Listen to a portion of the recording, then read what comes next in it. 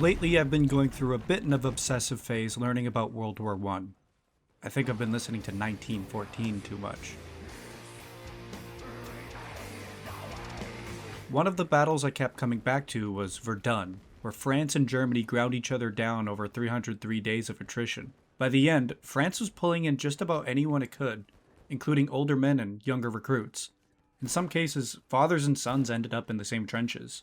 It's hard to put something so terrible into perspective for an audience, and when I saw an indie developer, Jordan Mochi, make a survival horror game set in Verdun, I was curious. How do you turn one of history's worst battles into a horror game without trivializing it? So how did he handle it?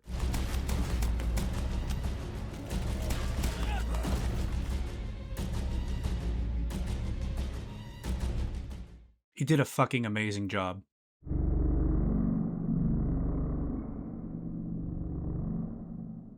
Conscript is an isometric shooter that takes heavy inspiration from the likes of classic Resident Evil and Silent Hill. You play as Andre, a French soldier who was conscripted to be fed into the meat grinder in 1916, where you must survive the German offensive while searching for your younger brother Pierre. For those who are unfamiliar with classic survival horror games, one of the genre's defining traits is resource management. You generally have enough supplies to get through the game, but only if you're careful. Shut up. You're always restricted to a finite amount of resources, so you're forced to play more safe than you would in a more action-driven shooter.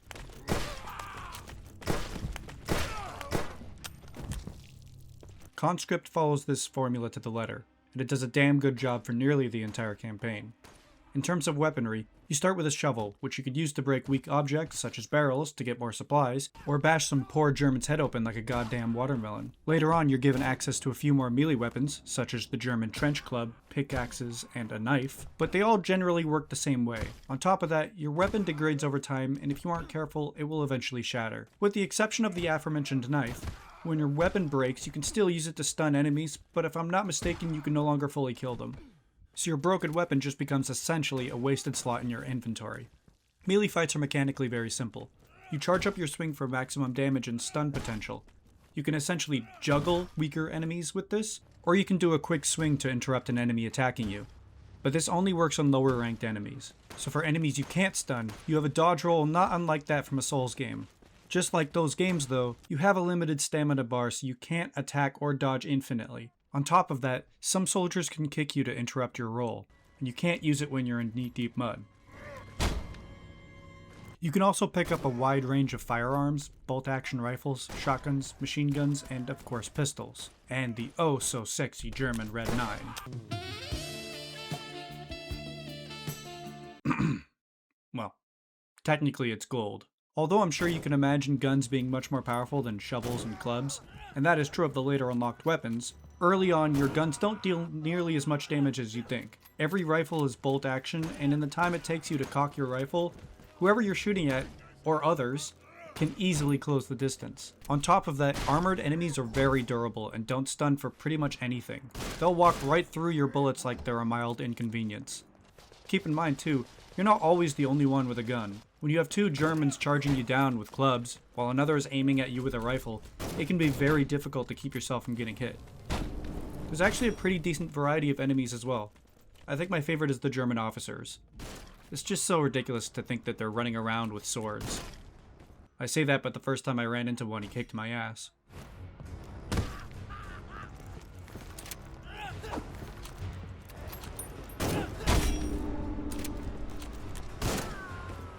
That's where the survival horror genre really shines. Every encounter is a decision. How am I going to deal with these enemies? Do I use my ammunition to clear them quickly, risk losing health dealing with them in close quarters, or just ignore them, save my resources and come back later? Conscript has a few more tricks up its sleeve to add to this survival horror dance, including a fairly light stealth system. If you can sneak up on a soldier or hide around a corner from him, a full charged weapon swing will instantly kill them if they're not armored. However, bashing someone's brains in isn't exactly the most quiet thing to do, so if he has any friends in earshot, they will come running.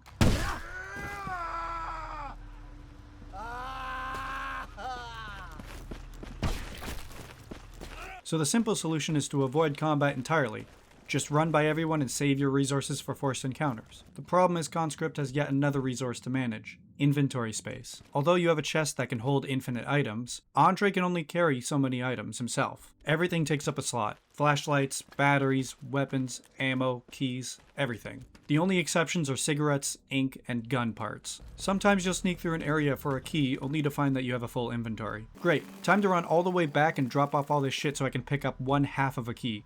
All while being chased because I suck at stealth. Maybe on the return trip I can be a little bit more sneaky beaky.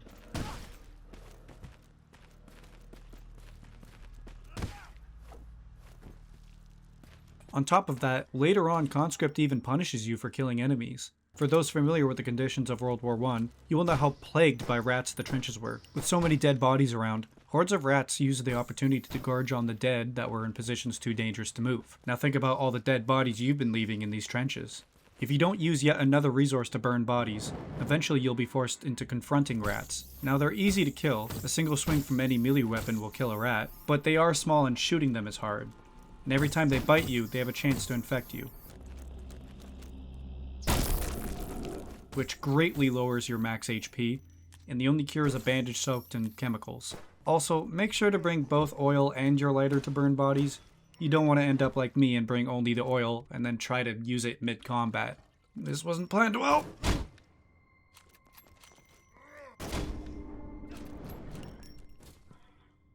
If you're wondering why any of this matters, whether it's deciding to kill enemies at all or spending valuable resources to burn their bodies, it's because Conscript, like most classic survival horror games, is built around interconnected maps that you'll revisit again and again.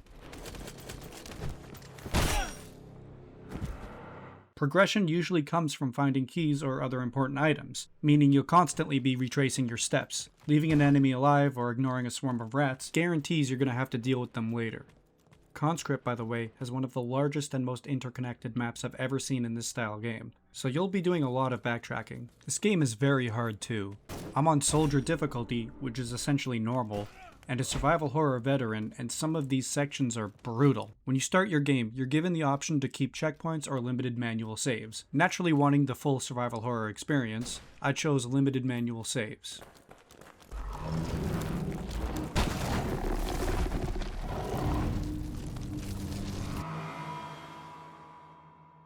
I lost an hour and a half of game time from this. Especially in the second half of the game. You have so many scenarios where you can get ambushed or put up against 4 or 5 enemies at once. It really feels like at these points, if you aren't saving ammo or health items, you will have an absolute miserable time. They also start blocking old pathways or breaking some of your storage boxes to make traversal even more dangerous. But this builds tension and leads you into some really memorable instances. One of my favorites was sneaking around at almost no HP left, and I had to slide into one of these side cubbies just as one of the soldiers turned around. You can actually make it through the entire game without directly killing a single soldier, but it's very difficult and honestly not particularly fun. Like Resident Evil 4, Conscript also has a traveling merchant at each safe house, a fellow French soldier who playfully refers to you as Poilu. You trade cigarettes for items and ammo and vice versa. You'll also upgrade your weapons for free if you have additional gun parts. You can also sell gemstones and other trinkets for cigarettes. One time I used the cigarettes from a gemstone to buy a key for a locked drawer, and inside that drawer was another gemstone. That's a little ass backwards. I bet this one sells for a lot though. 500 cigarettes. There's also a handful of friendly faces you'll meet throughout the campaign. Marcel, one of Andre's former squad mates, crosses paths with you a few times and even saves you from an ambush. Gaston, an anxiety-ridden soldier who asks you for Siggy whenever you see him to help calm his nerves. Really can't blame the guy here. If you keep checking in on him throughout the campaign, he'll eventually reward your kindness with one of the strongest sidearms in the game. Then there's the unnamed medic, who can occasionally be found tending to wounded soldiers. If you spare him the medical supplies he needs, he'll thank you for helping save another man's life before leaving behind a rare medical supply as thanks. To fill out the last of the survival horror mechanics checklist, Conscript has its fair share of puzzles. I'll be honest, I'm not exactly the most observant person. If I spend 20 minutes staring at a locked door, odds are I'm opening up a walkthrough. I'm here for the survival horror, not to lose an argument with a statue. That said, I really like the puzzles here. They're integrated naturally into the world instead of feeling like an arbitrary video game obstacle. My favorites were using soldiers' class years to figure out a birth year for a combination lock, and matching symbols on progressively weathered statues. The only one that completely stumped me was the minefield. I would explain why, but that would give away the solution. Just know it's for a really stupid reason. Me stupid, not the game. I do think there is one puzzle tied to the secret ending that's a little too vague for most people to solve blind, but I'll touch more into that later. Graphically, Conscript is entirely pixel art, which feels like a great homage to older games of this style, but it also reinforces the environment perfectly. While there certainly is gore, the pixelation actually makes everything feel more visceral. Violence is just as disturbing, if not more so, when your imagination is allowed to fill in the gaps instead of relying entirely on graphical fidelity. The more detail in an image, the more likely the player will lose track of enemies among random background elements, which in actual warfare is realistic, but in the context of Conscript, I don't think that would work. That's not to say there's a lack of detail. There's actually a ton of environmental storytelling through bodies, shell holes, broken machinery, and all the little details scattered around the battlefield. It really feels like Jordan put as much time as he possibly could into every screen. Most of the game is covered in muddy browns and dull earth tones, which is exactly what you'd expect from trench warfare. However, Conscript actually breaks away from this palette to emphasize certain moments. Safe houses are washed in calming blues, later areas are drenched in intimidating reds, and locations affected by chlorine gas take on a sickly yellow hue. Lighting is generally pretty simple throughout the game, but Conscript uses it in one surprisingly clever way. In some of the underground tunnels, the beam of your flashlight shines through walls that look completely solid from the isometric camera angle, subtly revealing what paths are actually open. This is brilliant game direction. I can't think of a better way to lead the player without deliberately making markings in the environment. I've talked a lot about the Resident Evil influence, but some of the later areas actually start feeling closer to Silent Hill. In the final chapter especially, Conscript pushes its atmosphere into almost surreal territory. I don't want to delve too deep into why yet, but it is one of the most visually striking and kind of terrifying areas. And if the visuals weren't enough, the audio is damn near witchcraft. Conscript does an amazing job at making fights feel alive. Weapons sound punchy, and during trench raids there's a near constant bombardment of artillery, distant gunfire, and bullets passing overhead, and I cannot undersell how well these sections are done.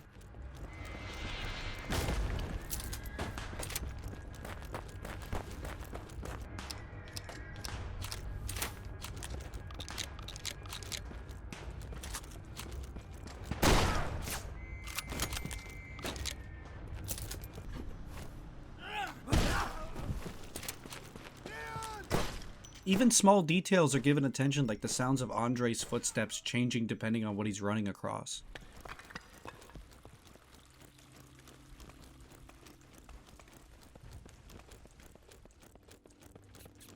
The voice acting is done entirely outside of English. German soldiers shout in German, French soldiers in French.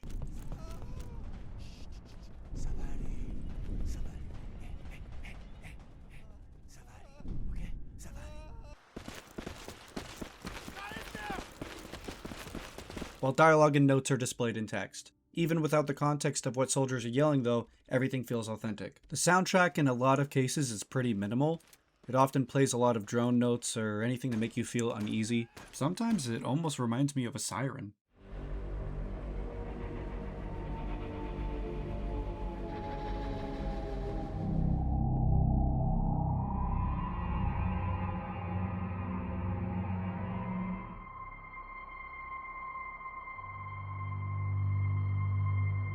The only calm piece of music I can think of is in the safe houses, which again harken back to classical Resident Evil soundtracks.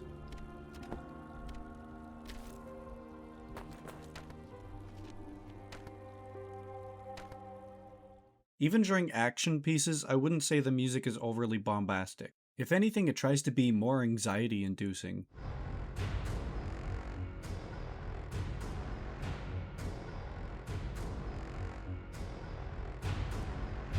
The exception to this is when you're getting attacked by gas, then you get a more percussive and almost industrial sound. But this is a horror game first and foremost above everything else, and Conscript is damn good at being fucking creepy. At times, sound effects are almost monstrous, like in the Silent Hill-esque areas where infernos sound like a beast growling or breathing down Andre's neck.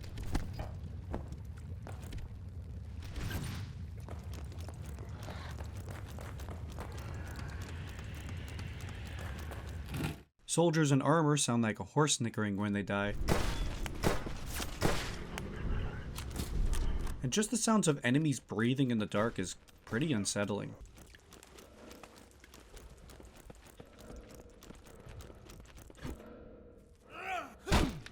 There's more than a few parts where something incredibly creepy happens.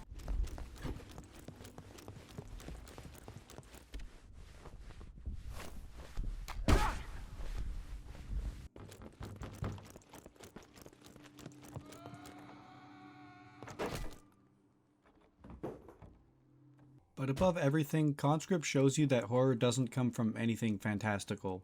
War is the real horror here.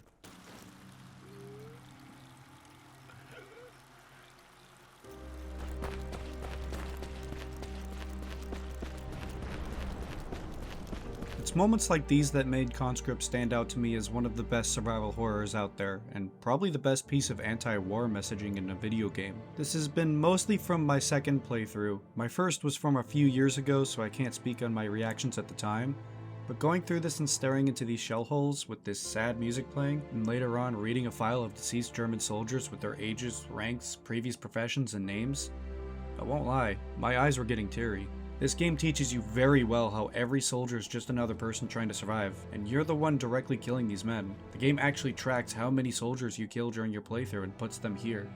Once in a while after you kill a soldier, they have a chance to drop a photo of their loved ones, and it really emphasizes how every soldier is or was someone's husband, father, or son. In one of the later chapters, you can find the diary of a German soldier. He writes about his family, his wife's worsening mental state, dwindling supplies, and the growing resentment many of the lower-ranked soldiers feel towards their officers, with a line that sums up Conscript's message. To give orders from the back, that is easy. It is harder to clean latrines. It's not him who knocks on our mother's doors. That is the greatest injustice. This game constantly refuses you to dehumanize all the people caught up in this war, and all the unfortunate people you've had to kill to get this far. And I think that's a huge part of why I love this game so much. Jordan Mochi could have easily over-dramatized Conscript by adding in boss battles, tanks, and supernatural elements. So many other games have already done it. Instead, he lets Verdun speak for itself. Now, there's not much more to talk about mechanically, but there are a few story elements and endings that are absolutely worth discussing. So if you'd rather experience those for yourself, skip ahead to this time. Now, Conscript's story isn't complicated. On a surface level, it's essentially just Andre looking for his younger brother for the entire game while carrying out as many orders as he can to survive the oncoming attacks. That's not why the story is so remarkable though. It's all the little details you gather up about Andre, Pierre, and the psychological toll Verdun takes on them. Between each chapter, you get a glimpse into Andre's life before he was drafted. Walking around, you can find plenty of notes about Andre, Pierre, and their mother. They had a fairly common life, but even before the Great War, loss was already here. Andre's great-grandfather and grandfather fought in previous wars, which you can find memorabilia for, as well as some tombstones behind the house of Andre's father, as well as presumably a younger sister named Germaine, who passed away at the unfortunate age of 7. Each flashback also hides a piece of the most important puzzle of the game. If you take the time to finish your chores, you can unlock a hidden room in the cellar where Pierre keeps his journal. It's here you can learn that Pierre actually lied about his age to enlist early to follow Andre to Verdun, as well as something else I'll get into in a short while. The main story begins with Andre and Pierre being separated during a German trench raid. Pierre is wounded during the fighting and disappears, leaving Andre to chase one lead after another in search of him, eventually gathering up enough men to make a desperate push against no man's land towards Fort Vaux. But the further Andre pushes towards Fort Vaux, the less the game becomes about finding Pierre and more it becomes about Andre's failing mental state. Earlier on, I've shown how sometimes soldiers don't immediately die after a fight. They'll instead collapse to the ground in agony begging for mercy, leaving it entirely up to you whether or not you want to finish them off. The first few times I saw it happen, I genuinely hesitated because I felt so fucking bad for the poor guy. But by the end of the game, it was just wholesale slaughter. And the more executions like this you perform, the more Andre begins to visibly break down. His hands become increasingly unsteady, making it harder to aim. The only way to settle his nerves is to drink alcohol. Even the environments are reflecting his state of mind. Beneath Fort Vaux, you can come across these enormous chasms where I guess the Germans are burning bodies, but it reaches a whole new level of surrealness. It feels less like a real place and more like Andre's delusional visions of hell. It's one of the only moments where Conscript abandons strict realism, and I think that's entirely deliberate. Andre is fucked up, and he's not far off from so many soldiers you can find holding their heads in hysteria, but he still pushes forward for Pierre. He wades through an ocean of corpses and blood and fire, losing nearly every ally he has one by one. The medic, Marcel.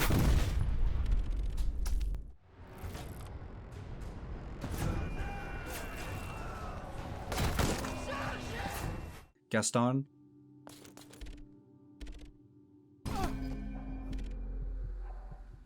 You can even find the Major's corpse deep in Fort Vaux. He's even forced to put down French soldiers who have succumbed to this hysteria so badly they've gone hostile.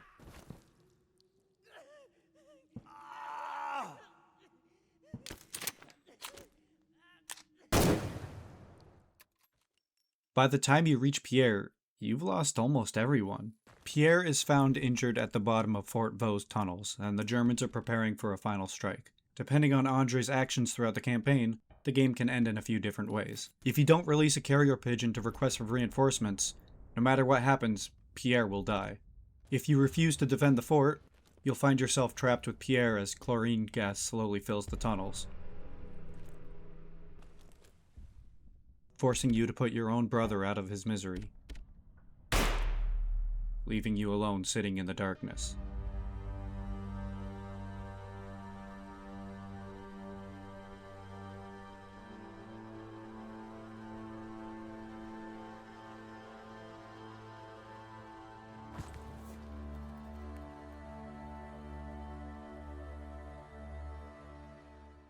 If you defend the fort, but repeatedly abandoned your duties earlier in the campaign, you can save Pierre only to pass out from exhaustion.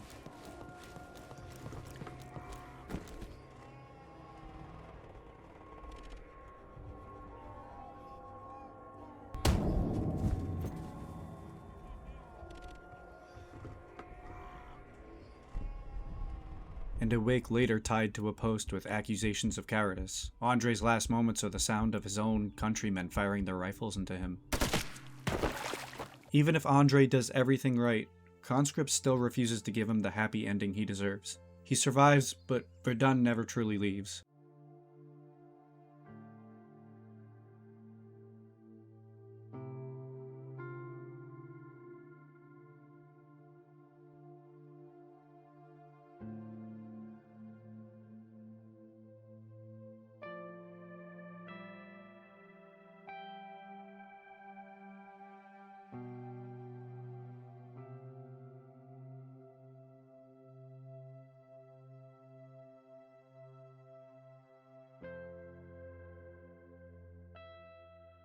Andre spends the rest of his days waking in fear that the Germans have returned, having paranoid delusions of carrying Pierre through hellish landscapes as vicious apes in German uniforms attack him. But if you've uncovered Pierre's journal through the flashbacks, you can eventually discover a secret code that unlocks Andre's father's watch. This is the puzzle I referred to earlier. If you save Pierre while holding it in your inventory, you can get one final ending. Andre returned to his farm. You can find various notes from his now son describing some time after the war. Pierre survived Verdun, only to die years later from some sort of lung disease created by being exposed to chlorine gas. And worse yet, news has come that Germany has invaded Poland. The year is 1939.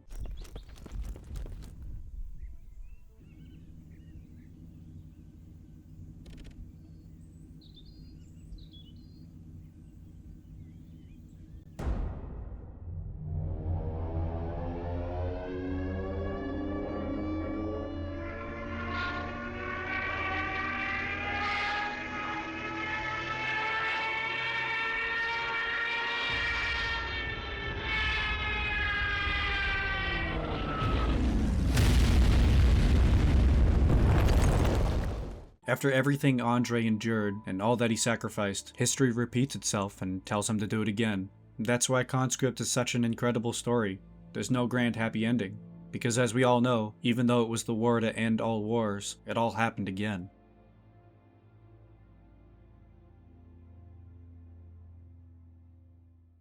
So I'll ask again, how do you turn one of history's worst battles into a horror game without trivializing it? Well, the answer is actually quite simple. Conscript is how. I don't think Conscript is the best game I've played, but it's certainly the best anti-war game.